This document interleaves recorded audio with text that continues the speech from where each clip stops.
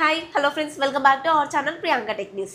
ఇండియాలో budget range లో performance ఇంకా గేమింగ్ ఓరియంటెడ్ మొబైల్ బ్రాండ్స్ ఏవైనా ఉన్నాయి అంటే ఐకో ఇంకా పోకో అని చెప్పుకోవాలి. ఐకో రీసెంట్ గా లాంచ్ చేసిన మొబైల్ వల్ల పోకో X7 Pro కి ఇంకా F6 కి అయితే కిల్లర్ గా మారింది. పోకో వల్ల అయితే ఈ ఐకో ఖండం నుంచి బయటపడాలంటే పోకో F7 ని తొందరగా తీసుకురావాల్సిన అవసరం వచ్చింది. పోకో F7 లో ఐకో నియో 10R కంటే బెటర్ ప్రాసెసర్, బిగ్గర్ బ్యాటరీస్ అయితే ఉండబోతున్నాయి. Poco F7 iQOO neo 10R కి ఖచ్చితంగా కాంపిటీషన్ ఇచ్చేలాగానే కనిపిస్తుంది. పోకో CEO హిమాన్షు ట్విట్టర్ లో ఒక యూజర్ పోకో F7 గురించి అడిగిన ప్రశ్నకి పాజిటివ్ గా రియాక్ట్ అయ్యాడు. సో దీన్ని బట్టి అర్థం చేసుకోవచ్చు పోకో F7 త్వరలోనే ఇండియాకి రాబోతుంది అని. నాకు ఒక చెడ్డ అలవాటు ఉందండి, ఏ మొబైల్ కి సంబంధించిన ఇన్ఫర్మేషన్ అయినా కూడా జెన్యున్ గా ఇవ్వడమే నా అలవాటు. అదైతే చాలా మందికి నచ్చదు. నేను చెప్పినా కూడా ఎవరు నమ్మరు, తర్వాత తెలుసుకొని బాధపడతారు. దీనికి ఎగ్జాంపుల్ గా చెప్పాలంటే రీసెంట్ గా లాంచ్ అయిన ఐకో నియో 10R ఉంది కదా, అది చైనాలో ఎప్పుడో iQOO Z9 turbo endurance edition గా అయితే తీసుకొచ్చారు. ఇండియాకి లేటెస్ట్ ఫీచర్స్ తో రావాల్సిన అసలైన మొబైల్ ఐకో నియో 10 Pro అయితే ఇండియాకి రావట్లేదు. దీని గురించి ఏ యూట్యూబర్ కూడా మాట్లాడట్లేదు. విషయానికి వస్తే చైనాలో లాంచ్ అయ్యే రెడ్మీ టర్బో 4 Pro నే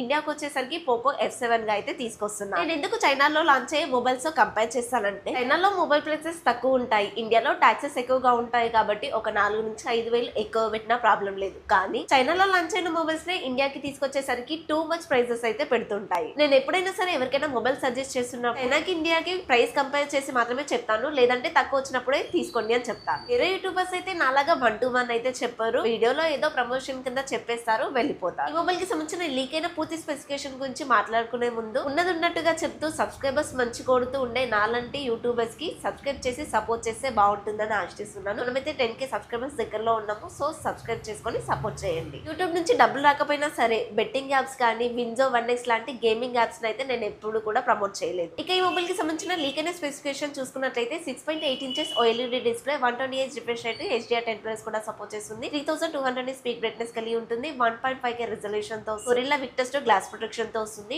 డాల్బీ విజన్, డాల్బీ అట్మాస్ కూడా సపోర్ట్ చేస్తుంది. NFC సపోర్ట్ చేస్తుంది. డ్యూయల్ స్పీకర్స్ వస్తాయి and display finger print censor ఉంటుంది. రెడ్మీ పోకో రెండు ఒకటే కాబట్టి ప్రస్తుతానికి అయితే ఈ మొబైల్స్ లో 68 బిలియన్ కలర్ సపోర్ట్ చేసే డిస్ప్లే అయితే వాడుతున్నారు. అలాగా వేరే బ్రాండ్స్ వచ్చేసి 10 బిలియన్ కలర్ సపోర్ట్ చేసే డిస్ప్లేలు అయితే వాడుతున్నారు. వాటితో ఇవి కంపేర్ చేస్తే మాత్రం కలర్ అనేది పంచిగా వస్తుంది. ప్రాసెసర్ విషయానికి వస్తే మాత్రం ఇది హైలైట్ అనే చెప్పుకోవాలి. స్నాప్డ్రాగన్ 8s ఎలైట్ ప్రాసెసర్ తో అయితే వస్తుంది. మనకి ఐక్యూలో స్నాప్డ్రాగన్ 8s Gen 3 అయితే వాడుతున్నారు, అది లాస్ట్ ఇయర్ ప్రాసెసర్. ఈ Snapdragon 8s elite processor last year కన్నా చాలా అడ్వాన్స్డ్. మళ్ళీ కొంతమంది వచ్చేసి ఈ ప్రాసెసర్ ఎప్పుడు వచ్చింది అని అడుగుతారు. ఈ ప్రాసెసర్ అయితే ఇంకా రాలేదు, సో అందుకోసం మొబైల్ కూడా రాలేదు. ప్రాసెసర్ అఫీషియల్ గా బయటకు లాంచ్ చేసిన వెంటనే మొబైల్లో కూడా తీసుకొచ్చేస్తారు. మొబైల్లో ఎప్పుడో ప్రిపేర్ చేసే ఉంటారు, అఫీషియల్ లాంచ్ కోసమే ఎదురు చూస్తుంటారు. LPDDR5X RAM technology, UFS 4.0 memory technology ఉంటుంది. Android 15 మీద రన్ అవుతుంది. 3+4 years అప్డేట్స్ అయితే ఇస్తారు అండ్ రెడ్మీలో ఉండే ఏ ఫీచర్స్ అయితే దీంట్లోనూ కనిపిస్తాయి. ఈ processor AnTuTu score almost 20 lakhs cross అవుతున్నట్లుగా తెలుస్తుంది. స్కోర్ వైజ్ గా చెప్పాలంటే ఐకో నియో 10R ఉంది కదా, దానికన్నా చాలా ఎక్కువ. బ్యాక్ సైడ్ వచ్చేసి డ్యూయల్ కెమెరా సెటప్ తో వస్తుంది. 50+8MP, ఫ్రంట్ వచ్చేసి 20MP ఇస్తున్నట్లుగా అయితే తెలుస్తుంది. మెయిన్ కెమెరా OIS కి సపోర్ట్ చేస్తుంది. బ్యాక్ సైడ్ వచ్చేసి main camera Sony LVT600 sensor ఇస్తున్నట్లుగా రూమర్స్ వస్తున్నాయి. ఫ్రంట్ వచ్చేసి ఇప్పట్లాగానే ఓమ్ని విజన్ వల్ల సెన్సార్ వాడుతుంటారు. పోకోలో ఒక డ్రాబ్యాక్ ఉంది అంటే అది కెమెరాస్ మాత్రమే. కెమెరాస్ ని కొంచెం ఇంప్రూవ్ చేశారంటే చాలా బ్రాండ్స్ కి పోటీ ఇస్తుంది. మీలో ఎవరైనా పోకో వాడుతున్నట్లయితే ఆ కెమెరాస్ తోటి మీరు సాటిస్ఫాక్షన్ గా ఉన్నారో లేదో కమెంట్ లో చెప్పండి. ఇంప్రూవ్మెంట్ జరగాలి అంటారా? బ్యాటరీ విషయానికి వస్తే 7000 నుంచి 7500 mAh ఇస్తున్నట్లుగా అయితే తెలుస్తుంది. మాక్సిమం 7000 ఇస్తారని అనుకుంటున్నాను.